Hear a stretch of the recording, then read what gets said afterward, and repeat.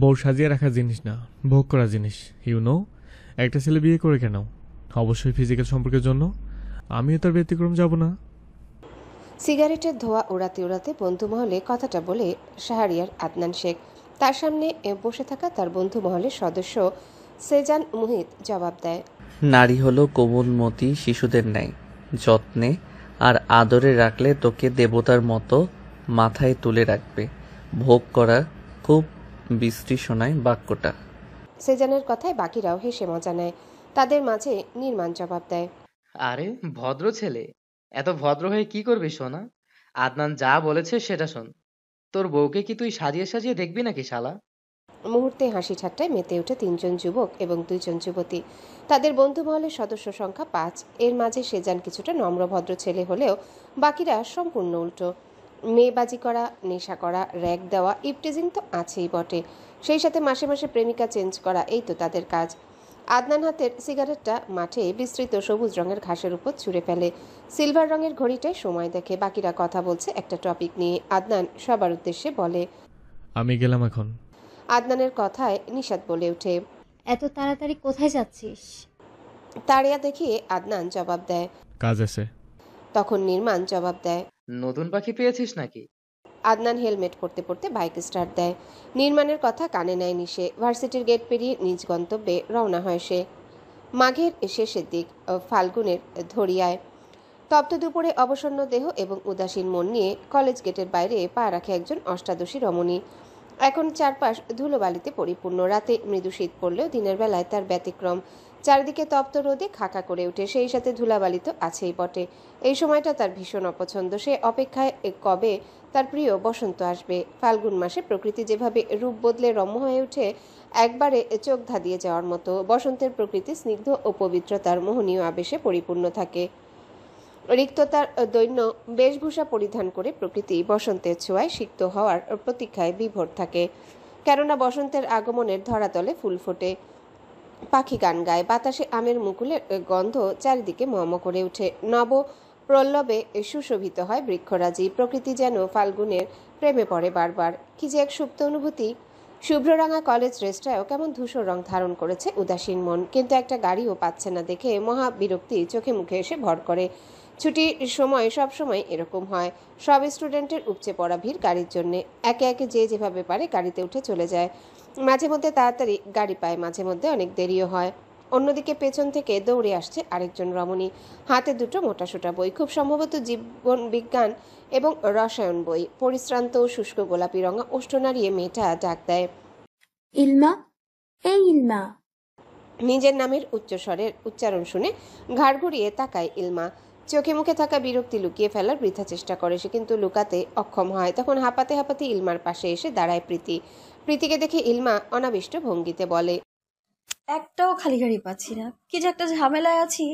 ইলমার কথায় প্রীতি রসিকতার স্বরে জবাব দেয়, তোর ভাইকে বল বাইক নিয়ে আসতে, তাহলেই তো অপেক্ষা করতে হয় না। সাথে সাথে ধুম করে কিল পড়ে প্রীতির পিঠে। ইলমা চিবিয়ে চিবিয়ে জবাব দেয়, কতবার বলেছি ওই অসবের কথা মুখে এনে মুখটা নষ্ট করবি না। কোনো ভালো মেয়ে তার বাইকের পেছনে বসা তো দূরে থাক, ওর মুখটাও দেখতে চাইবে না। কিছুটা বিরক্তি নিয়ে জবাব দেয় ইলমা। ইলমার বিরক্তি দেখে প্রীতি মলিন হাসে।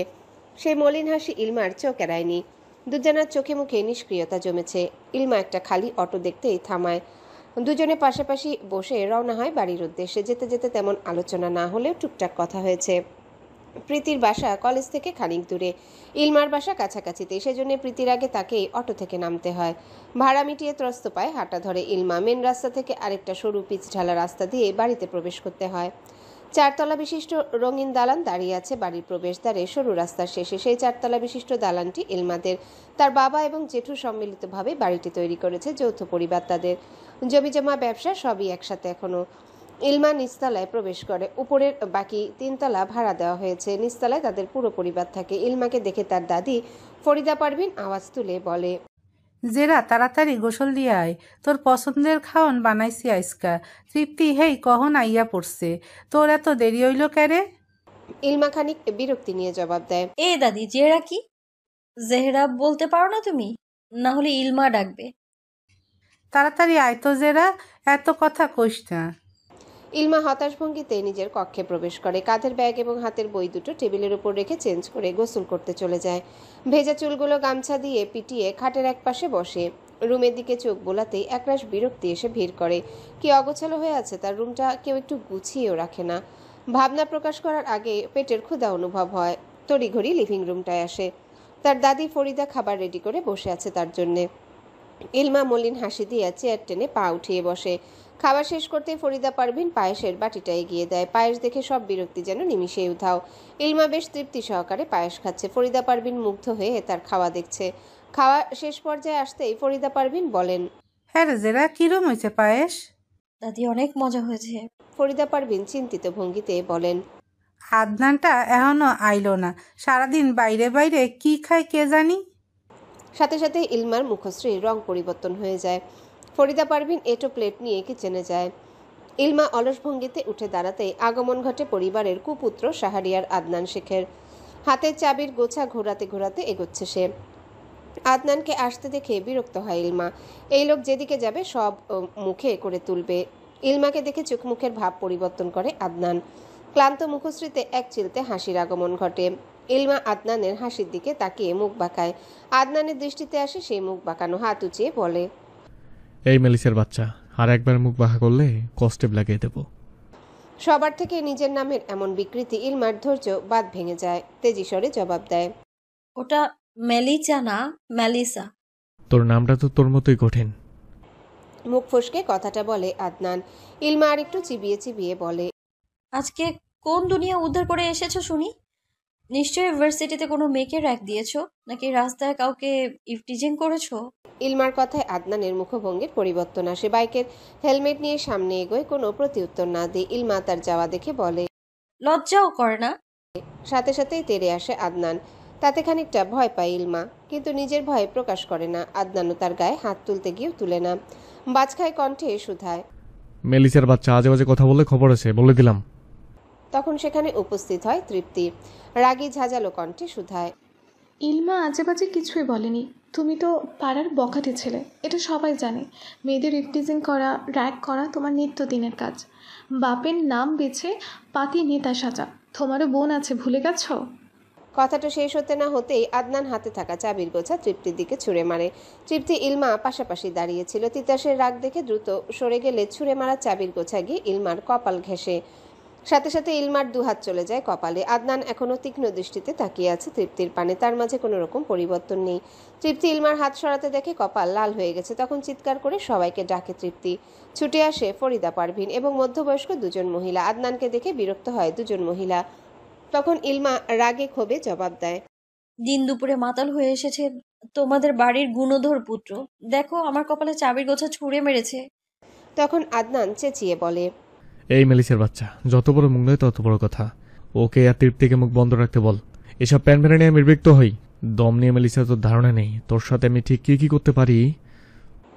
তখন আদনানের আম্মু ঈশিতা জবাব দেয়, আওয়াজ নিচে করো বেয়াদব ছেলে, লজ্জাও করে না? বাইরের মাস্তানি করো, ঘরেও শুরু করে। আজকে তোমার বাবা আসুক, এসবের একটা হেস্তনেস্ত করেই ছাড়বো। এত টাকা পয়সা খরচ করেছি বেয়াদব অসভ্য মাস্তান ইফটিজার তৈরি করার জন্য। নিজে তো মান সম্মান নেই, পরিবারটাও খোয়ানোর ধান্দা। তোমাকে দেখে ছোটটাও খারাপ হচ্ছে। ঈশিতার কথায় তৃপ্তি অভিমানী স্বরে বলে, তোমার ছেলের জন্য কলেজ যেতে মন চায় না, লজ্জা হয় লজ্জা। তৃপ্তির আহত কণ্ঠ ইলমার বুকে এসে সূচের মতো করে বিঁধে। ঈশিতা মেয়ের দিকে তাকিয়ে দৃষ্টি সরিয়ে নেয়। সবার মনে একটা চাপা অভিমান রয়েছে। আদনানকে নিয়ে সবার এক একটা দীর্ঘশ্বাস যে কতটা ভয়াবহ সেটা কি টের পায় আদনান? এর পরিণতি কি হবে ভাবে তো ছন্ন ছাড়া ছেলেটা। নেশায় বুধ হয়ে থাকা ছেলের আবার ভাবা। তাকে নিয়ে এক একবার ঝামেলা লাগলে সপ্তাহ পেরিয়ে যায় সমাধান হতে। সবার মনে একরাশ ঘৃণা বিতৃষ্ণা জন্মেছে। এই ছেলের পরিবর্তনের নামগন্ধ নেই। সবার মুখ থমথমে। তখন ফরিদা বলে, জেরা, ওরে লড়া দিতে গেলি কেন? এখন ঘরটার ভিতর অশান্তি করব। তখন ঈশিতা গর্জন দিয়ে বলে, লাড়া দেওয়া লাগে নাকি? ও তো সবসময় খ্যাপা কুকুর হয়েই বাড়ি আসে। দেখেননি ইলমার কি অবস্থা করেছে? আদনান চোখ মুখ শক্ত করে ইলমার দিকে তাকায়। আদনানের চাহনি দৃষ্টিতে আসলেও পাত্তা দেয় না ইলমা, বরং তার জেঠিমাকে শান্ত হতে বলে। আদনান কোনো কথা না বলে ভেতরে চলে যায়। তার পেছন দিয়ে তৃপ্তি নিজের রুমে চলে যায়। ইলমার কপালে ঔষধ ঢেলে দেয় ঈশিতা। কিছু বলার মতো ভাষা তার নেই, শুধু দীর্ঘশ্বাস ফেলা ছাড়া। ইলমা নিজেকে সামলে নেয়, সোফায় বসে টিভি দেখার জন্যে হানিবানির কার্টুন লাগিয়ে সেটাই উপভোগ করতে থাকে। ভুলে যায় আদনানের করা আঘাত। জানে সন্ধ্যায় আরেক দফা ঝামেলা হবে বাড়িতে। আদনানের কথা ভাবলে দীর্ঘশ্বাস বেরিয়ে আসে। এখানে বেশ নাম ডাক আছে ইলমাদের পরিবারের। তার জেঠু এলাকার চেয়ারম্যান, বেশ সম্মানিত ব্যক্তি। ইলমার বাবা নিজেও একজন আইনজীবী, কিন্তু তাদের পরিবারের বড় ছেলে আদনান না বাবার মতো হয়েছে না চাচার মতো, সে কার মতো হয়েছে অজানা। এই পরিবারের কেউই তার মতো এতটা উচ্ছৃঙ্খল না। ভার্সিটি গিয়ে কি উদ্ধার করে কে জানে। উচ্ছৃঙ্খল চলাফেরা, ইফটিজিং, মাস্তানি, মাঝে মধ্যে ক্লাবে গিয়ে মদ গিলে আসে, এই তো তার নিত্যদিনের রুটিন। কারোর সাথে তেমন ভালো আচরণ করে না, কথাও তেমন বলে না। তবে ইলমার সাথে মাঝে মধ্যে দুদণ্ড কথা বলে, তাতেও ঝামেলা লেগে যায়। একটু আগেও তার ব্যতিক্রম হয়নি, কারণ ছাড়াই নাম নিয়ে ব্যঙ্গ করে।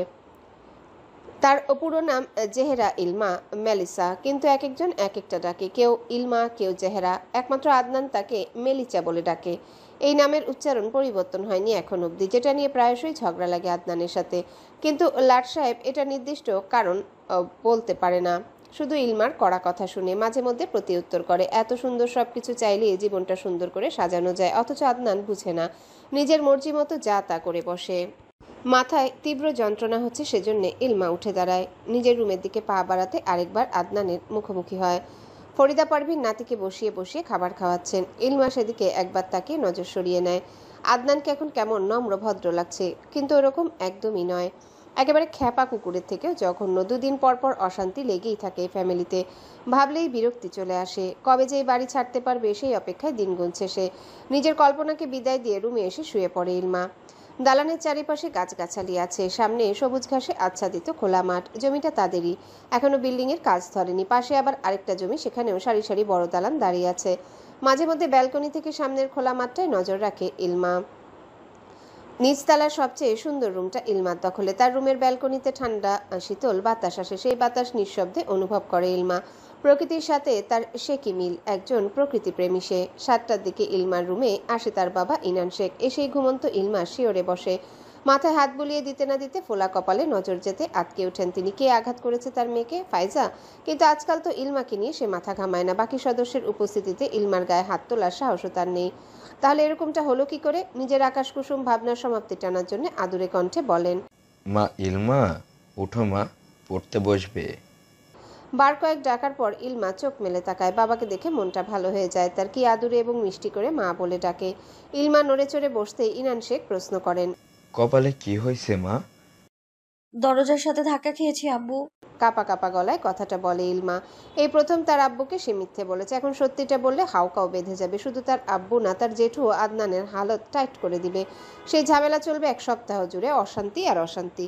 ইনান শেখ মেয়ের কথায় খুশি হননি, কণ্ঠস্বরে গাম্ভীর্যতা টেনে জবাব দেন, দেখে শুনে চলতে হয় মা, দেখো কপালের কি অবস্থা। আরে আব্বু, কিছু হবে না, সকাল হলেই ঠিক হয়ে যাবে। না না, আমি কিছু শুনতে চাই না।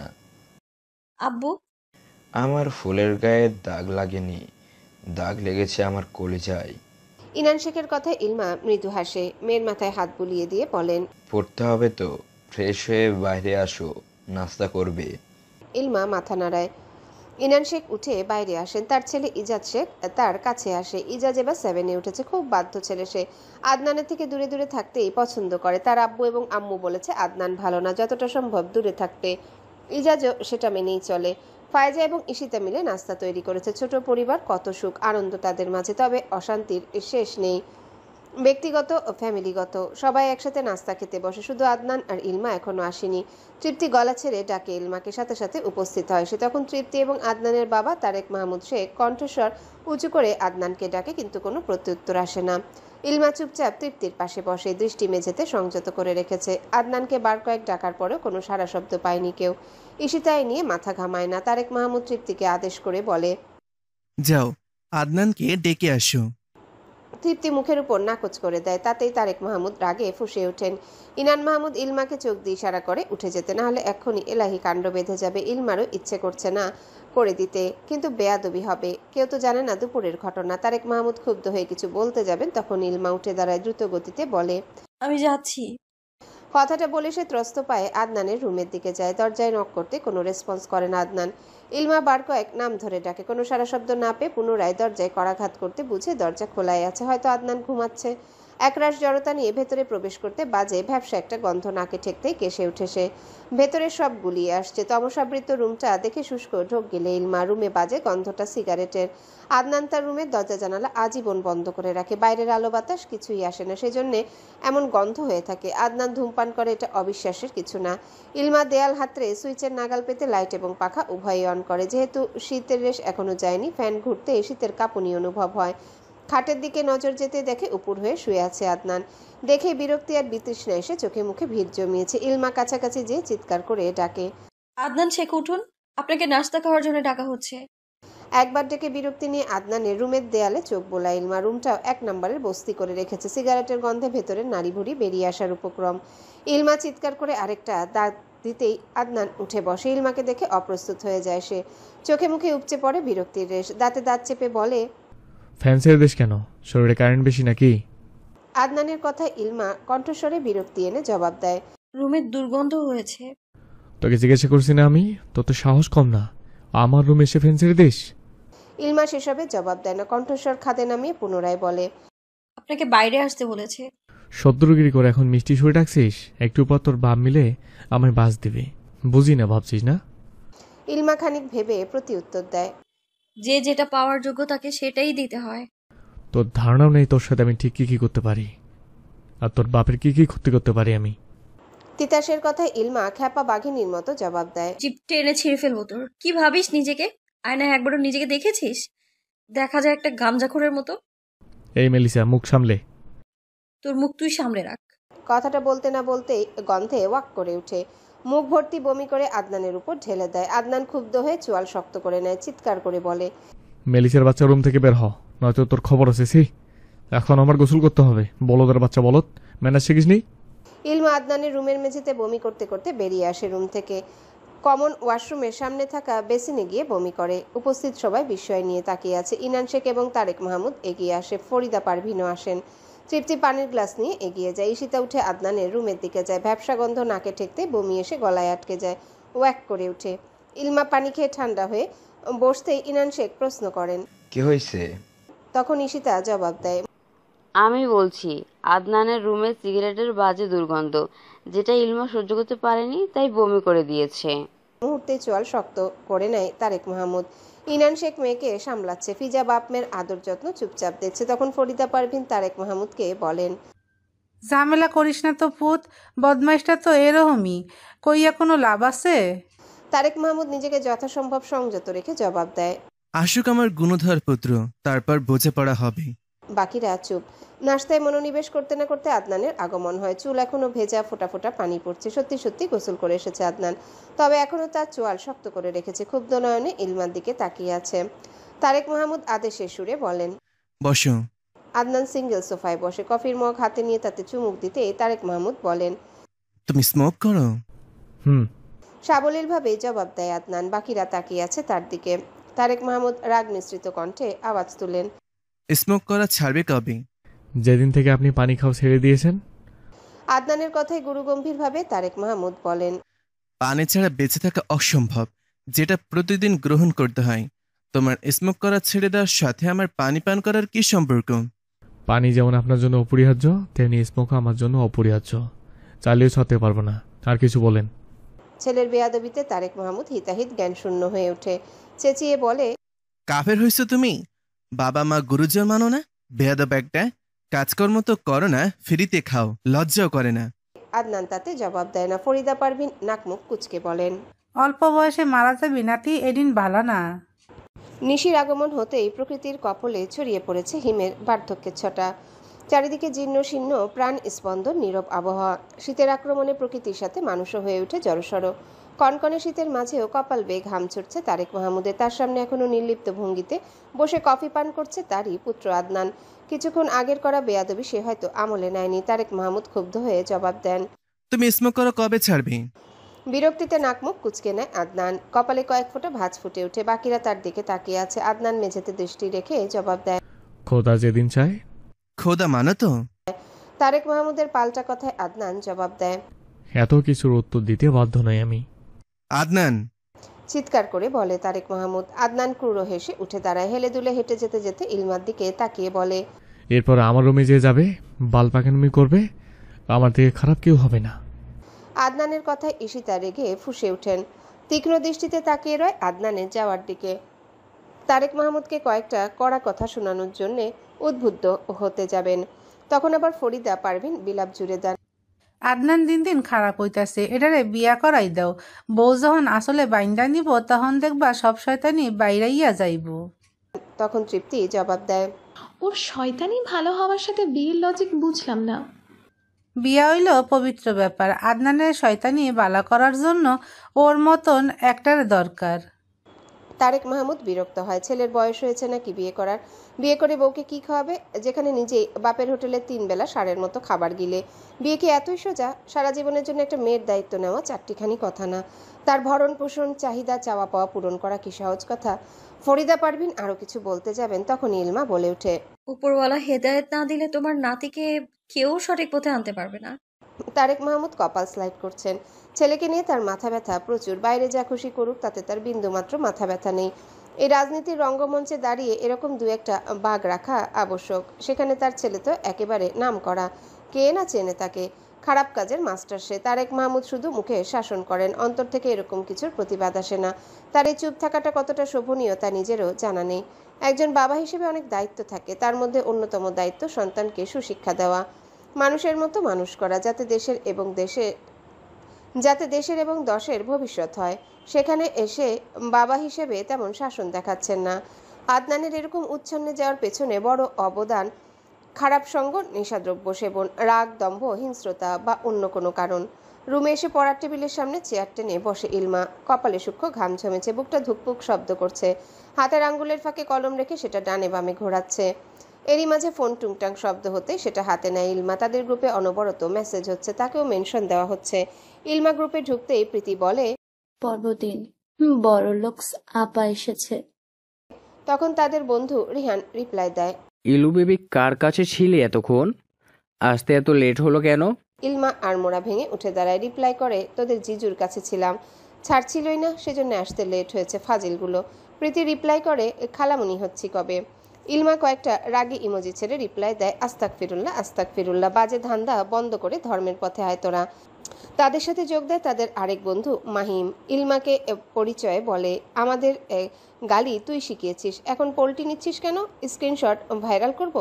ইলমা মুখ বাঁকানো ইমোজি দিয়ে রিপ্লাই করে, তাহলে তোর কুকীর্তির সব তোর গার্লফ্রেন্ডের ইনবক্সে লিস্ট হিসেবে চলে যাবে। ভালো চাস তো আমাকে ভদ্র মেয়ে বলে মান্য কর। মুহূর্তে হাসির ইমোজিতে ভরে ওঠে গ্রুপ। মাহিম ইলমাকে ভালো মেয়ে বলে উপাধি দিয়েছে। ইলমা সবাইকে পড়ার জন্য তাড়া দিয়ে অফলাইন হয়ে যায়। পুনরায় চেয়ারে বসে টেবিলের উপর থাকা ক্যালেন্ডারের পাতায় চোখ বুলায়। 2 দিন পর তার বার্থডে, তার জন্য একটা স্পেশাল দিন। রাতে খাবার খেয়ে রুমে আসতেই আদনানের গার্লফ্রেন্ড রিয়ানা কল দেয়।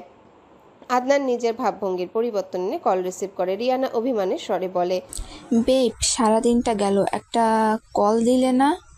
আদনান নরম স্বরে জবাব দেয়, ব্যস্ত ছিলাম জান, এখন বলো কেমন আছো? তোমাকে দূরে রেখে ভালো থাকা যায় বুঝি? বর্ণিতা সেরে আসল কথাটা বলো। চলো ক্লাবে যাই। আদনান ভ্রু কুচকে ফোনের স্ক্রিনে তাকায়। রাত 11টার উপরে। এখন ক্লাবে গেলে নিশ্চয়ই মদ গিলা হবে না, হবে তো অন্য কিছু। মদ অবধি আদনান সঙ্গ দিবে, এর বাইরে কিছুতে সে নেই। আদনান মনে মনে বিশ্রী কয়েকটা গালি দেয় রিয়ানাকে। রিয়ানা আদনানকে চুপ দেখে পুনরায় বলে, কি হলো বেব, আসবে না? কেন, তুই কি বেশি হর্নি হয়ে গেছিস?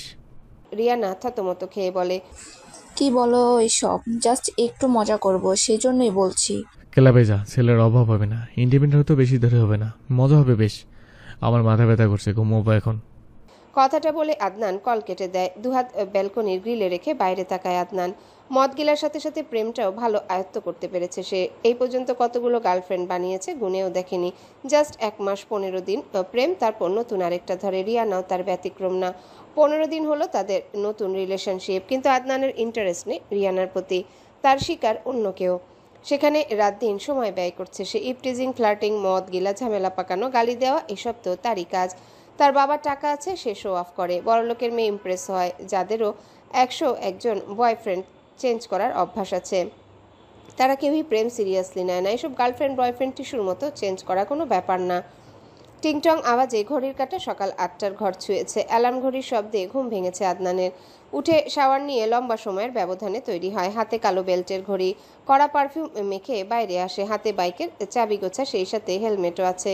শেখ পরিবারের সবাই নাস্তা করতে বসেছে। আদনান নিজে চেয়ার টেনে বসে। ব্রেড জেল মাখতে মাখতেই ইলমার দিকে এক নজর তাকায়। সাদা রঙের কলেজ ড্রেস সাথে 2 বিনুনি করা, উপরে অ্যাপ্রন জড়ানো। তার সাথে তৃপ্তিও আছে একই বেশে। দুজনে একই ব্যাচ, শুধু গ্রুপ আলাদা। তৃপ্তি কমার্সের স্টুডেন্ট আর ইলমা সায়েন্সের স্টুডেন্ট। আদনান নাস্তা সেরে উঠে চলে আসে বাইরে।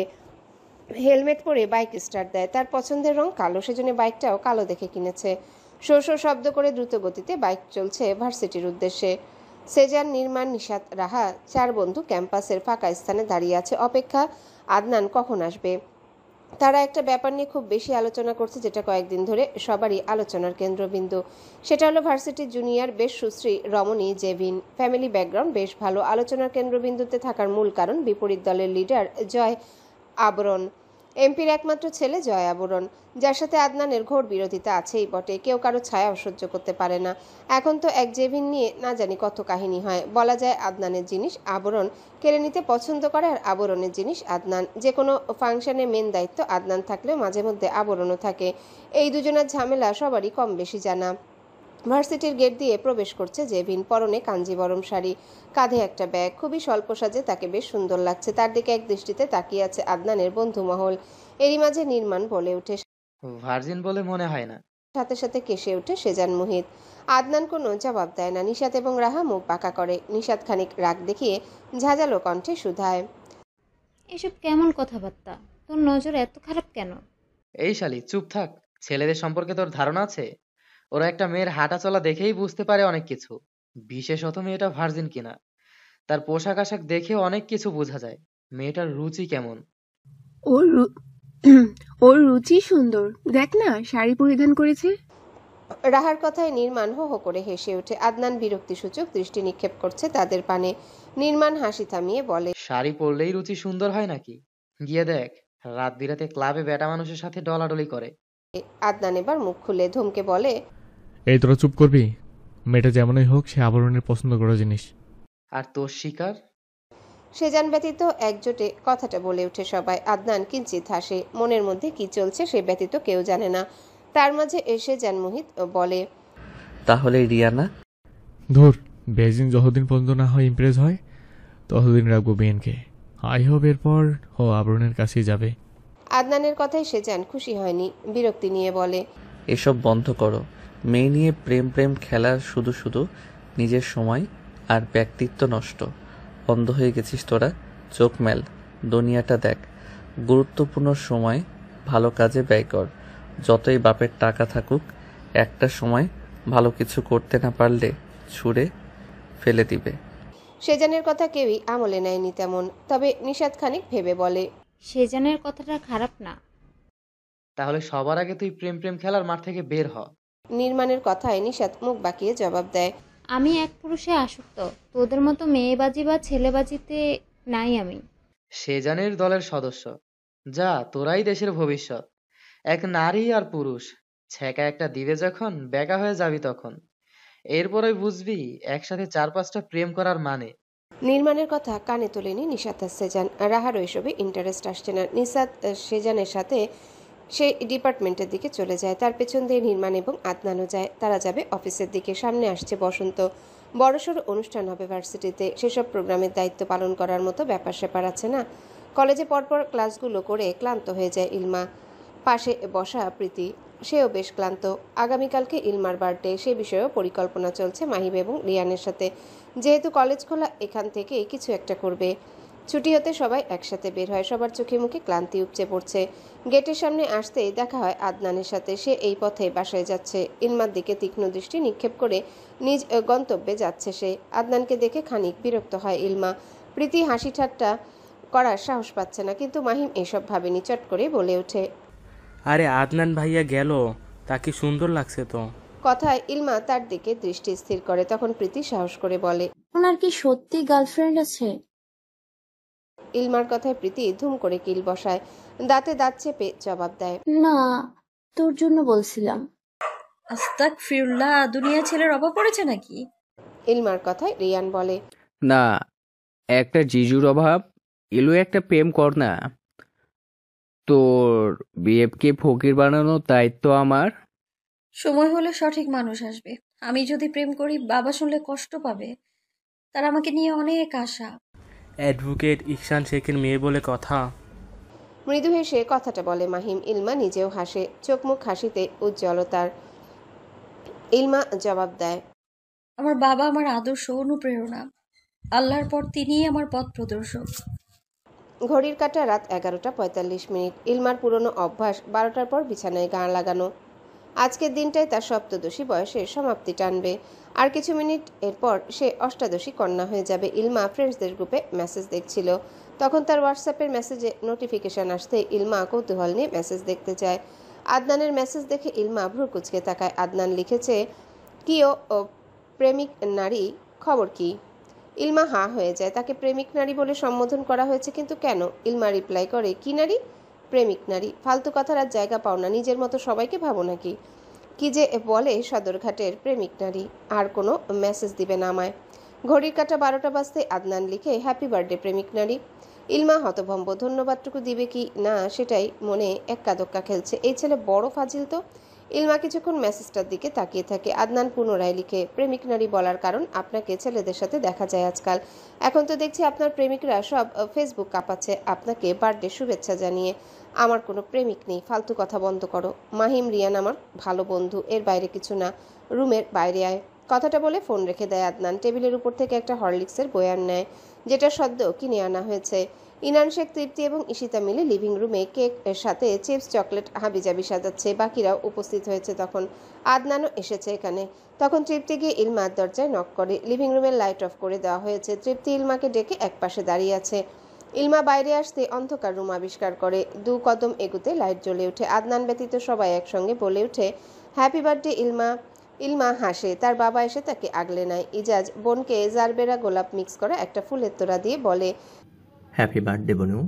ইলমা ফুলটা নিয়ে ইজাজের গালে আদর করে দেয়। তার ভাই, তার বাবার রক্ত, শুধু তাদের মা ভিন্ন। ফাইজা ইলমাকে বলে, হ্যাপি বার্থডে ইলমা। ইলমা খানিক হেসে জবাব দেয়, ধন্যবাদ। ইনান শেখ এবং তারেক মাহমুদ ইলমাকে মাঝে দাঁড় করিয়ে কেক কাটে। ইলমা সবাইকে কেক খাইয়ে দেয়। শেষে আদনানের কাছে যায়। নাক মুখ কুচকে তাকায় আদনানের দিকে। আদনান ইলমার দিকে তাকিয়ে বিরক্তি নিয়ে বলে, নাটক কম কর, তোর হাতে কেক খাওয়ার জন্য আমি বসিনি।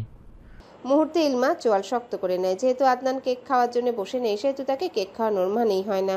মুখ ঝামটা মেরে চলে আসে। আদনান নিজেই কেক নিয়ে খায়। ইলমার দিকে হরলিক্সের বয়ামটা এগিয়ে দিয়ে বলে, প্রেমিক নারীর বার্থডে গিফট। মুখ ফসকে কথাটা বলে নিজেই জিভে কামড় দেয়। ইলমা গরম চোখে তাকিয়ে আছে। তৃপ্তি হা হয়ে তাকিয়ে রয়। বাকিরাও কেমন করে যেন তাকাচ্ছে। তবে ফরিদা পারভিন হেসে বলেন, জেরারে হরলিক্স দিল কে রে আদনান? আদনান মেঝেতে দৃষ্টি স্থির করে ঠোঁট কামড়ে হাসে। বাকিরাও তাকিয়ে আছে তার দিকে। সবার কৌতূহল মেটাতে বলে, মেলিসা তো হরলিক্স পছন্দ, সেই জন্য দিয়েছি। প্রেমিক নারী বলেছ কেন? তৃপ্তির কথায় আদনান বিরক্ত হয়। রুমের দিকে পা ফেলে চোয়াল শক্ত করে জবাব দেয়, কারণও সদরঘাটের প্রেমিক নারী। কথাটা বলে রুমে গিয়ে দরজা লাগিয়ে দেয় আদনান। বাকিরা তার যাওয়া দেখছে এতক্ষণ। ইলমা লজ্জায় মাথা নামিয়ে নিয়েছে। কত বড় বজ্জাত ভাবা যায়। না জানি তার মান সম্মান নিয়ে কিভাবে ফুটবল খেলবে। যেখানে সেখানে যদি প্রেমিক নারী বলে সম্বোধন করে। হায়, এতদিন মেলিচার বাচ্চা বলতো, এখন প্রেমিক নারী, সাথে সদরঘাটও যোগ করেছে। না না, এর হেস্তনেস্ত করেই ছাড়বো। মনে মনে ঠিক করে ইলমা। কিছুক্ষণ থেকে ইলমাকে ঘুমানোর জন্য পাঠিয়ে দেওয়া হয়। ইলমা হরলিক্সের বয়াম নিয়ে রুমে প্রবেশ করে। আদনানকে নিয়ে বলার কিছু নাই, তার চয়েস ইউনিক হয়, সাথে সম্বোধনও। ইলমা হরলিক্সের বয়ামের দিকে এক নজর তাকিয়ে শুয়ে পড়ে। বসন্তের আগমন একটি প্রাকৃতিক সৌন্দর্য। প্রাকৃতিক দৃশ্যপট বদলে যায়। গাছপালায় নতুন কুড়ি ফুটে ওঠে। ফুলের মিষ্টি গন্ধ বাতাসে ভাসে। আর প্রকৃতি যেন একটা নতুন সাজে সেজে ওঠে। বসন্তের আগমনে প্রকৃতি তার সবুজ রূপে ফিরে আসে। পাখিরা গানে মেতে ওঠে। আর বাতাসে মৃদু আর স্নিগ্ধ একটা শীতলতা থাকে। গাছগুলো মেলে ধরে তাদের শাখা পোশাকা এবং ফুলের বাগানগুলি নতুন রঙে ভরে ওঠে। মানুষের মনে এক ধরনের সুখের অনুভূতি জাগ্রত হয়, যেন জীবনে বসন্তের আবহে নতুন চেষ্টার প্রেরণা এবং শান্তির সন্ধান মেলে। এই সময় সবাই যেন প্রকৃতির সঙ্গে এক হয়ে যায় আর মনে মনে নতুন শুরুর আনন্দে উজ্জীবিত হয়। বসন্তের প্রধান চিহ্ন হলো ফুলের বাহার। সেজন্য ভার্সিটির প্রাঙ্গণে সাজানো হয়েছে বিভিন্ন ফুল দিয়ে। সেই সাথে আছে পাতাবিহীন গাছ, পাখি ইত্যাদি দিয়ে। ক্যাম্পাসে আসতে চোখে পড়ে ঝাঁকে ঝাঁকে ছেলে মেয়ে আসছে, সবাই শাড়ি এবং পাঞ্জাবি পরিধান করে। আদনান নিজেও আজকে পাঞ্জাবি পরে এসেছে, অফ হোয়াইট কালারের পাঞ্জাবি, কায়ায় জড়ানো, হাতে কালো বেল্টের ব্র্যান্ডের ঘড়ি, ফর্সা মুখশ্রীতে খোঁচা খোঁচা কালো দাড়ি, উচ্চতা বেশ লম্বাটে, দেখতে যথেষ্ট সুদর্শন পুরুষে। ভার্সিটিতে গান চলছে অবিরত, সবাই অনুষ্ঠানে যোগদান করছে। রিয়ানা বাসন্তী রঙের শাড়ি পরিধান করেছে, সাথে খোপা এবং দুহাতে আছে কাঁচা হলুদের ফুলের মালা, একেবারে স্নিগ্ধ লাগছে। আদনানের বন্ধু মহলের সদস্যরাও শাড়ি পাঞ্জাবি পরে এসেছে। আদনান একটু ব্যস্ত কাজকর্ম নিয়ে, সেজন্য রিয়ানা নিশাত এবং রাহার সাথেই থাকে। নির্মাণ সেজান ও আদনানের আশেপাশে আছে। রিয়ানা অপেক্ষা করছে আদনান কখন আসবে। নিশাত এবং রাহার পাশে বসে কিছু পিকচার তুলেছে, নিশাতকে দিয়ে আরও কিছু পিকচার তুলিয়েছে রিয়ানা। আদনানকে মেসেজ দিয়েছে কয়েকটা, জানিয়েছে এক্ষুনি আসবে। রিয়ানার তর সইছে না, আদনান কখন আসবে, কখন পিক তুলবে। অনেকক্ষণ অপেক্ষা করার পর আদনান আসতে রিয়ানা মুখশ্রীতে হাসি দেখা গেল না। আদনান রিয়ানাকে দেখে ভ্রু কুঁচকে তাকায়, হাত দিয়ে ইশারা করে সাইডে আসার জন্যে। রিয়ানা অভিমান মিশ্রিত মুখটা নিয়ে সাইডে আসতে আদনান তার হাত খপ করে ধরে নেয়। রিয়ানা চকিতে তাকাতে আদনান কণ্ঠস্বরে গম্ভীরতা টেনে বলে, কি হয়েছে? আমার কোনো দামই নেই তোমার কাছে। আদনান জবাব দেয় না, রিয়ানাকে পরখ করে বলে, সুন্দর লাগছে তোমায়। শুধু সুন্দর না, ঐশ্বরিয়া লাগছে। দাঁতে দাঁত চেপে জবাব দেয় আদনান। রিয়ানা থতমত খেয়ে যায়। এই এক মানুষ, জীবনেও রাগ দেখানো যায় না, উল্টো নিজেই রেগে থাকে 24 ঘন্টা। আদনান বেশ বদমেজাজি, সেজন্য মাঝে মধ্যে বিরক্ত হয় রিয়ানা, কিন্তু ছাড়তে পারে না। কেন জানি মনে হয় বদমেজাজি ছেলেটাকে সঠিক পথে আনা যাবে, অনেক স্ট্রাগল করা লাগবে। সবচেয়ে বড় কথা, এই সম্পর্কের মূল্য নেই। যে কোনো সময় আদনান বলবে ব্রেকআপ, একমাত্র বিয়েই পারে সম্পর্কে স্থায়িত্ব দিতে। রিয়ানা ভাবনায় তলানো। আদনান কিছুক্ষণ চুপ থেকে গম্ভীর কণ্ঠে বলে, অনুষ্ঠান শেষ হলে থেকেও একসাথে লাঞ্চ করব। রিয়ানা মাথা নাড়ায়। তাদের কথার মাঝে আগমন হয় নির্মাণ এবং বাকিদের। আদনান নিশাতকে চোখ দিয়ে ইশারা করে রিয়ানাকে নিয়ে যাওয়ার জন্যে। তার ইশারা নির্মাণের চোখ এড়ায়নি। রাহা, নিশাত এবং রিয়ানা যেতে নির্মাণ বলে, কত যে ছলনা করলি, এখন কোথায় যাবি? আদনান বিরক্ত হয়, চোয়াল শক্ত করে জবাব দেয়, জাহান্নামে যাব। তুই যাবি নাকি বল? টেম্পার এত গরম কেন? শর্ত, গেলাম আমি, কাজ আছে। কথাটা বলে আদনান উল্টো দিকে হাঁটা ধরে। জয় আবরণ তার দলবল নিয়ে ভার্সিটি এসেছে। যেহেতু আদনান দায়িত্বে আছে, সেজন্য সে সেদিকটায় যায়নি। নিজের আসনে বসে জেভিনকে খুঁজছে। জয়ের টক বোকানো চাহনি তার দুই বন্ধুর বুঝতে বাকি নেই কাকে খুঁজছে, সেজন্য গ্রুপে মেসেজ পাঠিয়ে দেয় জেভিনকে দেখলে যাতে তাদের বলে দেয়। জয় বসে বসে ডান্স দেখছে। আদনান কিছু গোলাপ কিনে হাতে রেখেছে, এগুলো মোটেও রিয়ানার জন্য না, কিছু জেভিনের জন্য আর কিছু ফ্ল্যাটিংয়ের জন্য। আদনান খুঁজে খুঁজে জেভিনকে বের করে, দেখা মাত্রই হাত উঠিয়ে হাই বলে। আদনানের হাই বলা দেখে জেভিন এগিয়ে আসে, হাসি মুখে বলে, হ্যালো। আদনান হাসে। জেভিনকে উপর নিচ পরখ করে বলে, শাড়িতে যেন পরীকে দেখছি। আদনানের থেকে প্রশংসা পেয়ে জেভিন খুশি হয়। আদনান কিছু গোলাপ এগিয়ে দিয়ে বলে, পরীকে ফুল না দিলে অন্যায় হয়ে যাবে। জেভিন ফুল নিয়ে বলে, You are so sweet. Let's have a date with you. Yes, of course. Give me your WhatsApp number. জেভিনের সাথে নাম্বার আদান প্রদান করা হয়। দুজনেই সামনে অগ্রসর হয় পাশাপাশি হেঁটে। তখন জেভিন আদনানকে বলে, চলো পিকচার তুলবো। আমি মেয়েদের পিকচার তুলে দেই না। গম্ভীর কণ্ঠে কথাটা বলে আদনান। জেভিন জবাব দেয়, কাপল পিক। আদনান রাজি হয়। জেভিনের একটা ফ্রেন্ডের কাছে ফোন নিয়ে দুজন দাঁড়িয়ে পিকচার তুলে।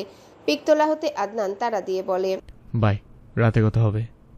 জেভিনের থেকে বিদায় নিয়ে এগুতে পথে কিছু জুনিয়রদের দেখতে পায়। মেয়েগুলো বেশ সুন্দরী, সবাই যেন সবাইকে ছাড়িয়ে। আদনান সেদিকে তাকিয়ে নজর সরিয়ে দেয়। সামনে এগুতে আরেকটা মেয়েকে দেখে, দেখতে বেশ সুন্দরী। আদনানের ভালো লাগে তাকে। মাঝপথে থামিয়ে দিতে মেয়েটা ভ্রু কুঁচকে তাকায়। আদনান গোলাপ এগিয়ে দিয়ে বলে, ফুল হাতে নিয়ে পরী খুঁজলাম, পেয়েও গেলাম।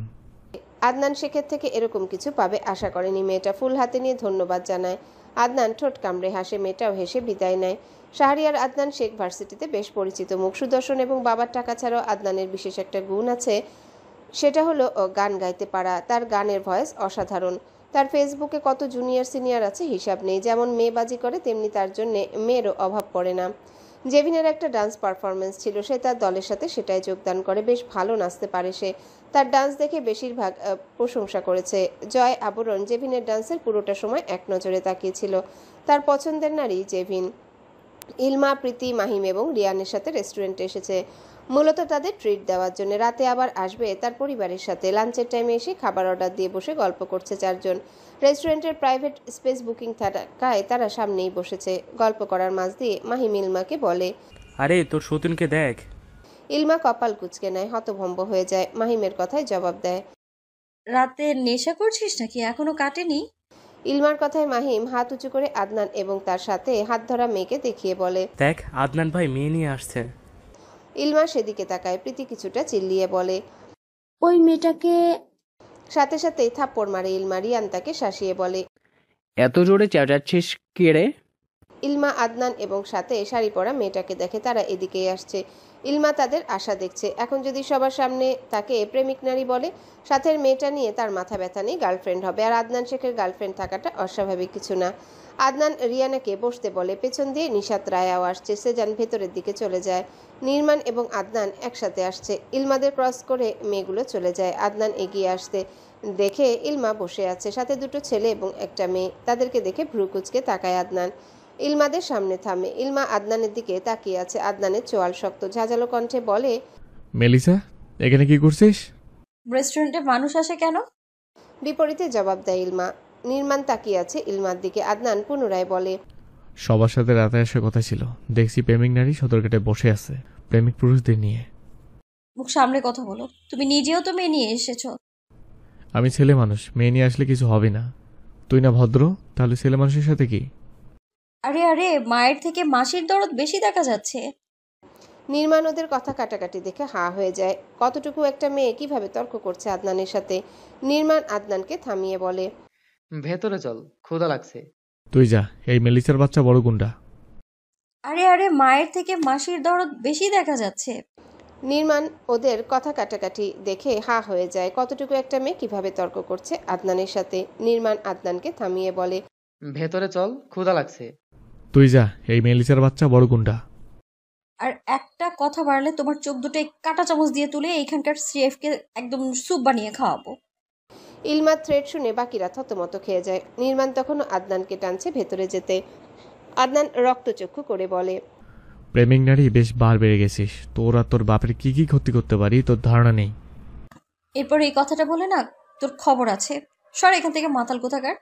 ওদের ঝগড়া শুনে ম্যানেজার এবং দুজন ওয়েটারও চলে আসে। কি হয়েছে বোঝার চেষ্টা করছে। আশেপাশে সবার নজরের দিকে। আদনানের তাতে ভ্রুক্ষেপ নেই। ইলমা বেশ বিরক্ত। আদনানের তো সেলফ রেসপেক্ট নেই, তারটাও খোয়ানোর ধান্দায় নেমেছে। আশেপাশের পরিস্থিতি আর চোখে বোঝার চেষ্টা করে কিছুটা চিৎকার করে আদনান বলে, এই মেলিসার বাচ্চা।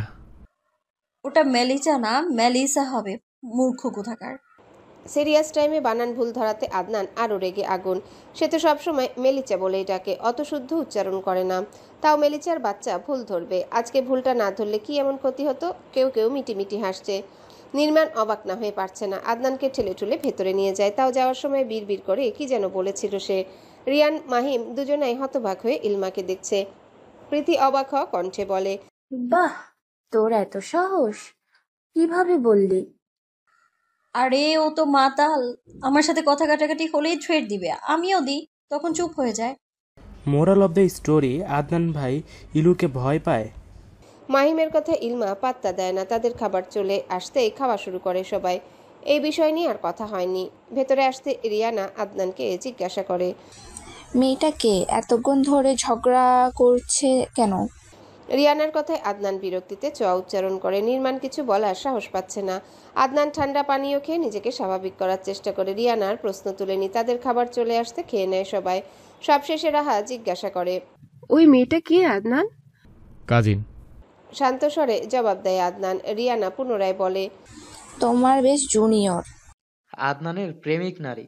মাঝখান দিয়ে কথাটা বলে নির্মাণ। সাথে সাথে আদনান চোখ রাঙিয়ে তাকায়। রিয়ানা ভ্রু কুচকে তাকায়। বাকিরাও তাকিয়ে আছে।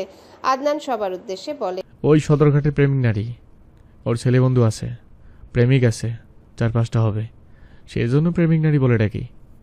তুই শিওর প্রেমিক আছে 4-5টা? সেজানের কথায় আদনান জবাব দেয়, তোর কি মনে হয় এখনকার জেনারেশনের ছেলে মেয়েদের 4-5টা গার্লফ্রেন্ড বয়ফ্রেন্ড থাকা স্বাভাবিক কিছু না? সবাই কিন্তু এক হয় না। তুই নিজের মতো করে সবাইকে বিচার করছিস কেন? সেজানের কথায় আদনান কিছুক্ষণ চুপ থাকে। দাঁতে দাঁত চেপে জবাব দেয়, ওই মেলিসার বাচ্চাকে আমি হারে হারে চিনি। আমার মনে হয় না ওর প্রেমিক আছে। নির্মাণের কথায় আদনান রেগে তাকায়। বাকিরা আদনানের দিকে তাকিয়ে আছে। নিশাত জবাব দেয়, ওকে দেখে ভদ্রই মনে হলো, পোশাক আশাক কিন্তু শালীন। মুহূর্তেই সবাই ইলমার প্রশংসায় পঞ্চমুখ। মাঝখান দিয়ে নির্মাণ বলে, এরকম মেয়েগুলো ওয়াইফ হিসেবে পারফেক্ট। মেয়েটার তেজ দেখে আমি ফিদা। আদনান রেগে জবাব দেয়। এ চুপ, ওই মেলিচার বাচ্চাকে নিয়ে আর একটাও কথা না। শালী সদরঘাটের প্রেমিক নারী, আমাকে অপমান করার ফল হারে হারে টের পাবে। ওর পুরো নাম কি? কৌতূহল নিয়ে জিজ্ঞাসা করে নির্মাণ। আদনান দেরি না করে জবাব দেয়। ওর নাম সদরঘাটের প্রেমিক নারী।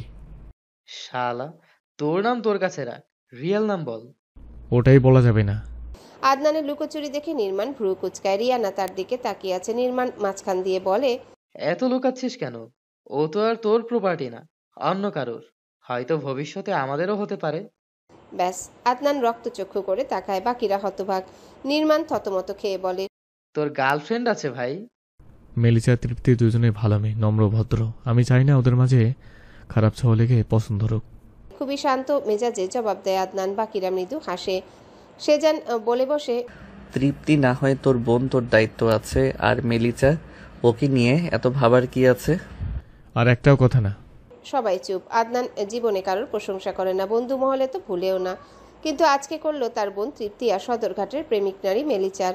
সবার থেকে বিদায় নিয়ে বাইকে উঠে বসে আদনান। উদ্দেশ্য একটা শপে যাবে। রিয়ানা, রাহা এবং নিশাতের সাথেই চলে যায়। শাহরিয়ার আদনান শেখ অনেকগুলো প্রেম করবে, কিন্তু কোনো মেয়ে মানুষকে বাইকের পেছনে বসাবে না, গাড়িতে নিজের পাশের সিটে বসাবে না, মেয়ে মানুষকে ছবি তুলে দিবে না, মেয়ে মানুষের হাতে খাবার খাবে না, মেয়ে মানুষের সাথে ঘুরতে যাবে না।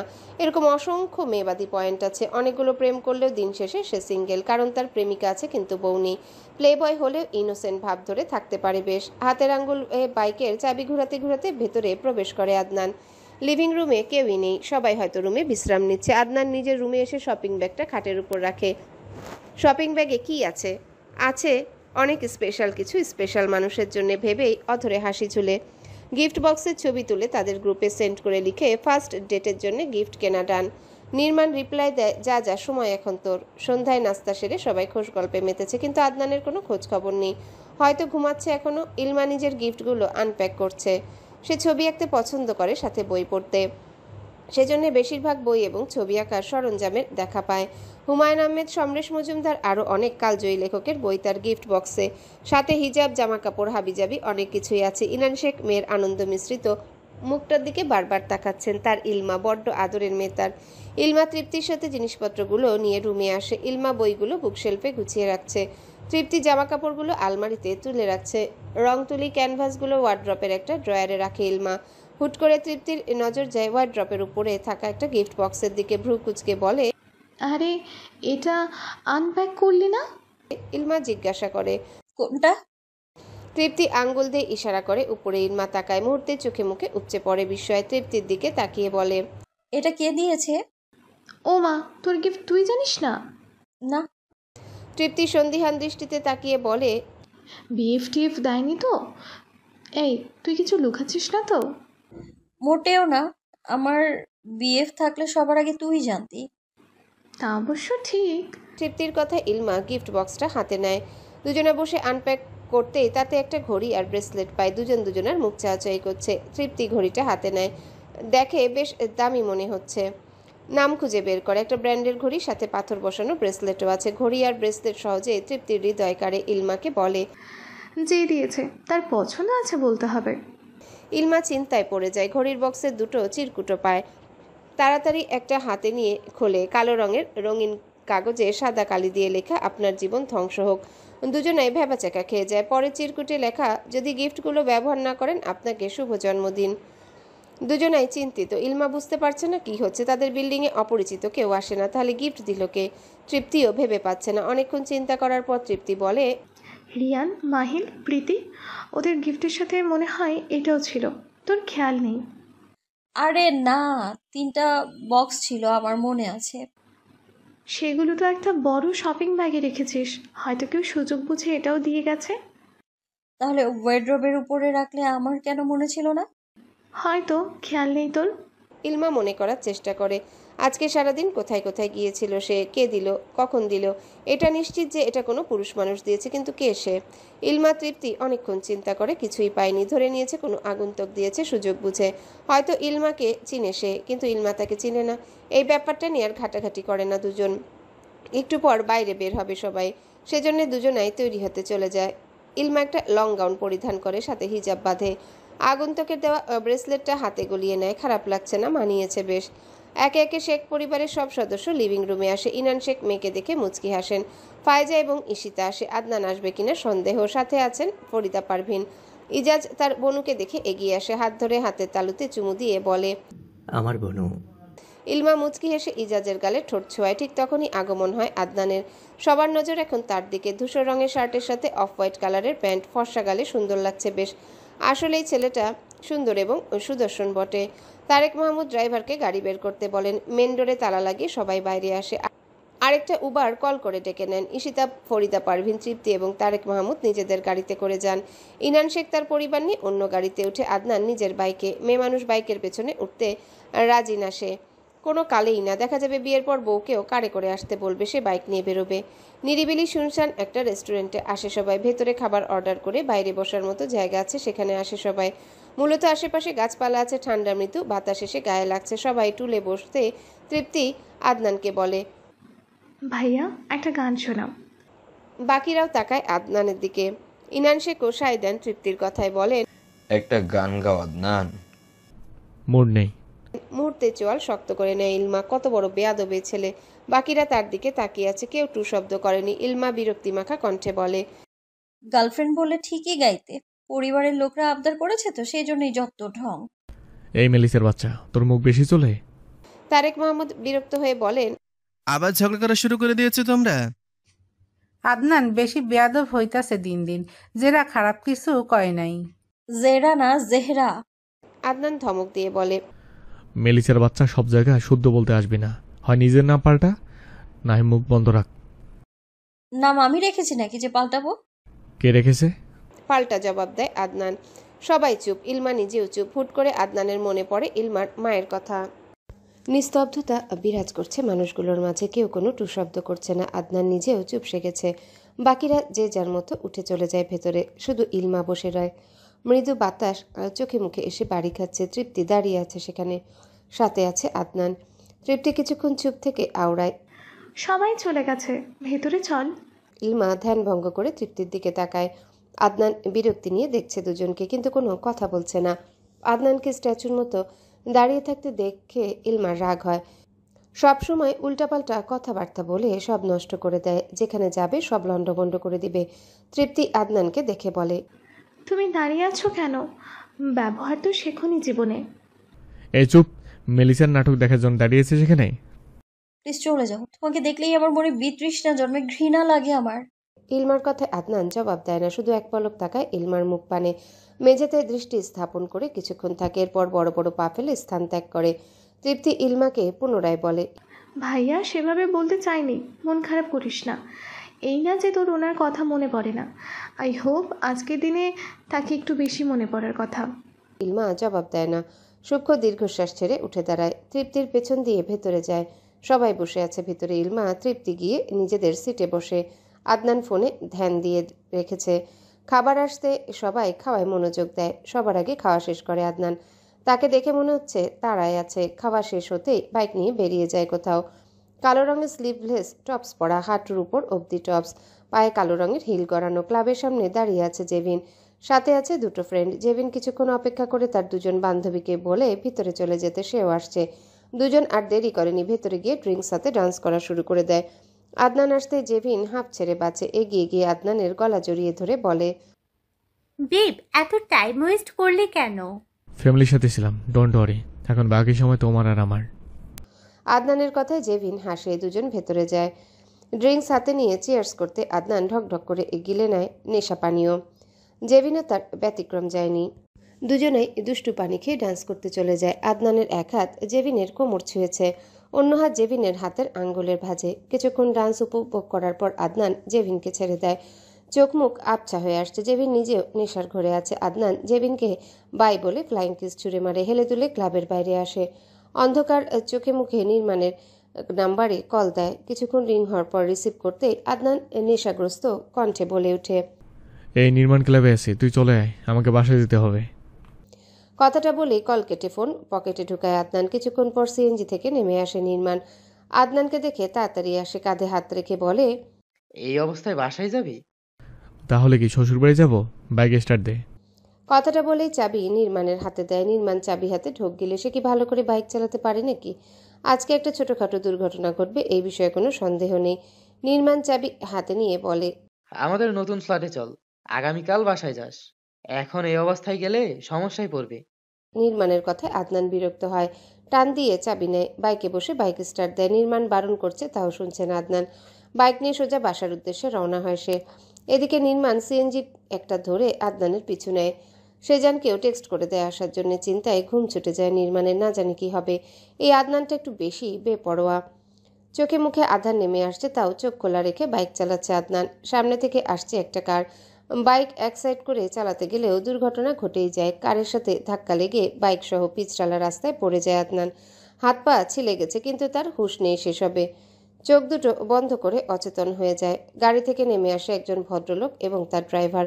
রাস্তায় পড়ে থাকা আদনানের কাছে যায়। ভদ্রলোক আদনানকে ডাক দেয় অনেকবারে। আদনানের কানে সেই আওয়াজ গেলেও কোনো রেসপন্স করে না। পেছন দিয়ে নির্মাণ আসে। আদনানকে পড়ে থাকতে দেখে কপাল চাপড়ায়। যেটা ভেবেছে ঠিক সেটাই হয়েছে। আদনানের সামনে বসে হাত চেক দেয়, রক্ত বেরোচ্ছে। ভদ্রলোক নির্মাণকে দেখে বলে, তুমি ওর কি হও? বন্ধু। ওকে আমার গাড়িতে তোল, হসপিটালে নিতে হবে। নির্মাণ মাথা নাড়ায়, ড্রাইভার সহ ধরে গাড়িতে বসায়। আদনান অচেতন হওয়ায় ভদ্রলোক বুঝতে পারেনি নেশা করে এমন হয়েছে। ভেবেছেন চোট বেশি পাওয়ায় অজ্ঞান হয়ে গেছে। নির্মাণও এসব নিয়ে কথা বাড়ায়নি। সেজান আসতে বাইকের দায়িত্ব দিয়ে আদনানের সাথে গাড়িতে বসে নির্মাণ। ভদ্রলোক চিন্তিত স্বরে বলেন, আজকালকার ছেলেপেলেগুলো বাইক চালানোর সময় হুঁশ থাকে না। ও তো তেমন স্পিডে চালায়নি বাইক। তা অবশ্য ঠিক, কিন্তু বাইক ডানে চাপালে কি এমন হতো? আপনার ড্রাইভার খারাপ, চেঞ্জ করে নতুন নেন। ভদ্রলোক তার ড্রাইভারের দিকে তাকায়। ড্রাইভার ভয়ে আছে, না জানি এবার তার চাকরি নট হয়ে যায়। কি এক আপদের সাথে ধাক্কা লাগতে গেল। ভীতি হাতে গাড়ি চালাচ্ছে ড্রাইভার। পথ যেন ফুরাচ্ছে না। নির্মাণ বিরক্ত হয় গাড়ি চালানো দেখে, পুনরায় বলে, আমি ভুল কিছু বলিনি আঙ্কেল। দেখুন না, গাড়ি এমন ধীরে চালাচ্ছে যেন গাড়ি ব্যথা না পায়। ভদ্রলোক বিরক্তিতে চ উচ্চারণ করেন। ড্রাইভারকে ইশারা দেয় গাড়ি তাড়াতাড়ি চালানোর জন্য। তখন রাত অলমোস্ট 12:30টার ঊর্ধ্বে। একটা হসপিটালে নিয়ে অ্যাডমিট করানো হয় আদনানকে। হাত পা ড্রেসিং করিয়ে ব্যান্ডেজ করে দেওয়া হয়। ভদ্রলোক বিল দিয়ে নির্মাণকে বলেন, আমি আগামীকাল আবার আসবো, এখন বাসে যাচ্ছি, তোমার বন্ধুর খেয়াল রেখো। নির্মাণ আশ্বাস দেয়। ভদ্রলোক চিন্তামুক্ত হয়ে বাসার উদ্দেশ্যে রওনা হয়। এদিকে আদনান পড়ে পড়ে ঘুমাচ্ছে। নির্মাণও পাশের বেডে শুয়ে পড়ে। পরের দিন সকাল 8টায় শেখ পরিবারে খবর আসে আদনান বাইক অ্যাক্সিডেন্ট করেছে। এই নিয়ে তারেক মাহমুদের কোনো প্রতিক্রিয়া নেই। তিনি নাস্তা সেরে নিজের কাজে চলে যান। ঈশিতা রেডি হয়। ফরিদা পারভিন অলরেডি কান্নাকাটি শুরু করে দিয়েছেন। তার নাতির কি হলো, কি দরকার ছিল বের হওয়া। তৃপ্তি ইলমাও তৈরি হয় হসপিটালে যাবে বলে। দুজনে যাবে আদনানকে দেখতে। ফাইজা ইসলাম রান্নাবান্না সামলাবেন, সেজন্য তিনি বাসায় থেকে গেছেন। ইজাজ হসপিটাল থেকে আদনানকে দেখে স্কুলে যাবে, সেজন্য সেও বাবা দাদির সাথে রওনা দিয়েছে। নার্স এসে আদনানকে দেখে গেছে, ডক্টর এখনো আসেনি। এদিকে আদনানের এখনো ঘুম ভাঙেনি। নেশা কেটেছে কিনা সন্দেহ। নির্মাণ নার্সকে বলে দিয়েছে নেশার কথা যাতে কাউকে না বলে। বাইরে থেকে নাস্তা খেয়ে এসেছে নির্মাণ। আদনানের নাস্তা সাথে করে নিয়ে কেবিনে প্রবেশ করে। তার পেছন দিয়ে ইনান মাহমুদ এবং বাকিরা আসে। নির্মাণে বা চিন্তায় পড়ে যায়। ফরিদা পারভিন আদনানের কানের কাছে বিলাপ জুড়ে দিয়েছেন। ঈশিতা ছেলেকে একবার পরখ করে নির্মাণের দিকে তাকিয়ে কঠোর দৃষ্টি নিক্ষেপ করে বলে, কিভাবে হয়েছে? কারোর সাথে ধাক্কা লেগেছে? বলো তো, এভাবেই মরবে। চোখ তো পকেটে রেখে বাইক চালায়। ঈশিতার ঝাঁঝালো কণ্ঠে নির্মাণ ঠোক গিলে। ইনান মাহমুদ আদনানকে কয়েকবার ডাকে, কোনো রেসপন্স নেই। ফরিদা পারভিনও ডাকেন। সবাই মিলে ডাকাডাকি করার পরেও চোখ মেলেনি আদনান। ইনান মাহমুদ নির্মাণকে বললেন, ও নেশা করে টালমাতাল হয়নি তো? আরে আঙ্কেল, কি বলছেন এসব? ও ক্লাবে যায়নি, আমার বাসায় গিয়েছিল আর্জেন্ট থাকায়। ফেরার পথেই দুর্ঘটনা। কথাটা বলে নির্মাণ আদনানকে বকতে শুরু করে, হালার পো, তাড়াতাড়ি উঠ, একটু পর তোর জন্য আমি না কট খেয়ে বসে থাকি। বিড়বিড় করে আদনানের কানের কাছে যায় নির্মাণ। ফরিদা পারভিন চিন্তিত হয়ে বলেন, কি হলো নাতিটার? ভাইয়ার সত্যি কিছু হয়ে যায়নি তো? মেয়ের কথা ঈশিতা ধমকে বলেন, কি সব আবল তাবল বকছো? মাথা গেছে নাকি? ধমক শুনে তৃপ্তি চুপসে যায়। ঈশিতা গলার স্বর উঁচু করে বলেন, আদনান, উঠো, তোমার নাটক দেখে সময় নষ্ট করার মুড কারো নেই। আরে আন্টি, ও সিরিয়াস পেশেন্ট, আপনি নাটক বলছেন? নির্মাণের কথায় ঈশিতা বিরক্ত হয়ে বলে, আমার ছেলেকে আমি হাড়ে হাড়ে চিনি। নির্মাণ মহাবিপদে আছে। আদনানের কানের কাছে গিয়ে বলে, দোস্ত দেখ, গতকাল রাত থেকে এখন অবধি তোর সেবা করা নাচটা সুন্দর। একবার চোখ মেলে দেখ শুধু, কি সুন্দর তার হাসি। সাথে সাথে চোখ মেলে তাকায় আদনান। নির্মাণ কপট রাগ দেখিয়ে বলে, শালা মেয়েবাজ। আদনানের চোখ কিছুটা কালো হয়ে আছে, হাতে পায়ের ব্যথায় বেচারা নড়তে পারছে না। ফরিদা পারভিন উদ্বিগ্ন হয়ে বলেন, আমার নাতি চোখ খুলছে। নির্মাণ কি মন্ত্র কইছিলা? আমারও শিখাই দাও। নির্মাণ আদনানের দিকে তাকিয়ে বলে, তেমন কিছু না, একটা সূত্রের ব্যাখ্যা বলেছিলাম। কি সূত্র? ফরিদা পারভিনের কথায় নির্মাণ বলে, বিজ্ঞানী নির্মাটনের দ্বিতীয় সূত্র। সবাই নির্মাণের দিকে তাকিয়ে আছে। আদনান ব্যথায় কোনো শব্দ করছে না, শুধু বাকিদের দিকে এক নজর তাকায়। চোখ যায় ইলমার দিকে। ইলমা এসেছে তাকে দেখতে, কিন্তু কেন আসলো? সে তো আদনানকে ঘৃণা করে। আদনান বিড়বিড় করে বলে, নাটক বাস। ইনান মাহমুদ বিদায় নিয়ে ইজাজকে সাথে করে বেরিয়ে যায়। ঈশিতা, তৃপ্তি এবং ইলমা সোফায় বসে আছে। নির্মাণ পাশের বেডে বসা। ফরিদা পারভিন নাতিকে মুখ ধুইয়ে দিচ্ছেন নাস্তা খাওয়ার জন্য। বাকিরা সেসব দেখছে। নাস্তা খেয়ে ওষুধ খেয়ে নেয় আদনান। গতকাল রাতে যার গাড়ির সাথে দুর্ঘটনা ঘটেছে সেই ভদ্রলোক এসেছে আদনানকে দেখার জন্য, সাথে খাবার ফলমূল এনেছে। আদনানকে দেখে ভদ্রলোক বলেন, এখন কেমন আছো? হাতে পায়ে ব্যথা নিয়ে মানুষ কেমন থাকে ওরকমই আছে। আদনানের কথায় ভদ্রলোক নারাজ। ছেলেটা সোজাসাপটা ভদ্রভাবে জবাব দিতে পারে না। তাকে সোফায় বসার জন্য জায়গা করে দেওয়া হয়। ভদ্রলোক সোফায় বসে আদনানকে পরখ করে বলেন, আজকে বাসায় চলে যাবা নাকি থাকতে চাও? হসপিটালে ভালো মানুষ থাকে নাকি? আমি চলে যাচ্ছি বাসায়। বেশ তো। আদনানের সাথে কথা শেষ করে নির্মাণকে জিজ্ঞাসা করেন, কোনো অসুবিধা হয়নি তো? না আঙ্কেল, আপনার ড্রাইভার চেঞ্জ করেছেন তো? না। চোয়াল শক্ত করে জবাব দেয় ভদ্রলোক। ঈশিতা এবং ফরিদা পারভিনকে দেখে বলেন, সালাম, আমি রায়হান আজাদ। গতকাল আমার গাড়ির সাথেই অ্যাক্সিডেন্ট করেছে আদনান। নির্মাণ এসে আদনানের পাশে বসে বিড়বিড় করে বলে, উনি রিয়ানার বাবা নয় তো? সর, উল্টো পাল্টা ভাবলে আরো লাথি মারবো। হালারপো, নাম দেখ, রায়হান আজাদ, রিয়ানা আজাদ। শেষমেশ শ্বশুরের গাড়ির সাথে ধাক্কা খেয়েছিস? What a coincidence. চুপ থাক। বিরক্তি নিয়ে বলে আদনান। রায়হান আজাদ আদনানকে জিজ্ঞাসা করেন, তুমি স্টুডেন্ট নাকি job holder? Part time student, main time মেয়েদের রিপ্রেজেন্ট করি। I live this profession. আদনানের কথায় সবাই হতাশ হয়। রায়হান আজাদ আর কিছু জিজ্ঞাসা করার সাহস পাননি। এই ছেলের লাজ লজ্জা বলতে কিছুই নেই, সেজন্য নিজেরটা খোয়ানোর আশা নেই। তাই চুপ থাকায় শ্রেয়। ঈশিতা ছেলের বেয়াদবিতে রাগান্বিত হন। অসুস্থ থাকায় কিছু বলেননি। ইলমা নীরব দর্শকের মতো ভূমিকা পালন করছে, চিন্তায় আছে কখন আবার আদনান তার পেছনে পড়ে। রায়হান আজাদ বিল পে করে আসেন। আদনানকে ধরে নির্মাণ এগোয়। বাকিরা সামনে হাঁটছে। তাদের সামনে আবার তৃপ্তি এবং ইলমা। আদনান ইলমাকে রাগানোর জন্য বলে, কিও প্রেমিকা নারী, আমার প্রতি ঘৃণা কমেছে নাকি? ইলমা বিরক্ত হয়, তীব্র ঝাঁঝালো কণ্ঠে বলে, এরপরে এই নাম উচ্চারণ করলে না দ্বিতীয়বারের মতো হসপিটালে অ্যাডমিট করানোর ব্যবস্থা করবো। ব্রেইনলেস কোথাকার। হাঁটুর সমান মেয়ে, তুই আমাকে থ্রেট দিস? তোর মতো লাইফলেস আমি দুটোও দেখিনি। এই মেলিসের বাচ্চা, তুই তো করে করবি না। মাতা ঠিকঠাক হেঁটেও গাড়ি অব্দি আয়। কথাটা বলে তৃপ্তিকে নিয়ে জোর কদমে হাঁটা ধরে ইলমা। নির্মাণ আদনানকে বলে, ওরে লারা দিতে যাস কেন? শালির তেজ বেশি। আদনানের কথা শেষ হতে নির্মাণ করুণার সুরে বলে, মেলিচার সাথে আমার প্রেমের ব্যবস্থা করে দে। প্রমিস, সব ধান্দাবাজি ছেড়ে দেব। ওয়েট, একটু পর রাস্তায় ললিতাদের দেখা পাবো। আশা করি তোর প্রেমের জন্য রাজি হয়ে যাবে। কোন ললিতা? Third gender. শালা হারামি। কথাটা বলে আদনানের পিঠে জোরে কিল বসায়। নির্মাণের অবস্থা দেখে আদনান হাসে।